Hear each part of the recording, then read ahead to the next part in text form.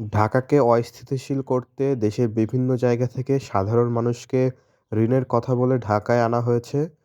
তাদেরকে বলা হয়েছিল টিএসসিতে আসার জন্য শাহবাগে।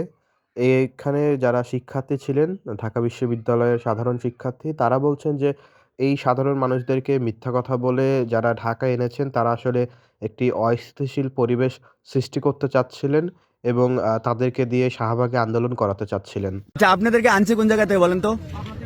হ্যাঁ, পাবনা থেকে। আপনারা কিসের ভিত্তিতে আইছেন? বলা হয়েছে যে আমাদের এই যে একটা ঋণের একটা কথা বলবে, মানে আমরা ঋণ যাতে পাই। হ্যাঁ, মানে আমরা এই এই যে এখানে গেলে একটা মানে আমাদের একটা ঋণ দেওয়া হবে গরিবদের। এটা কি কি কি কি দিবে দেখি, কাগজটা দেখি। সামনে গাড়িতে আছে আমাদের।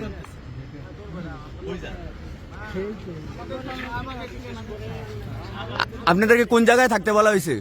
শাহবাগ। শাহবাগে না?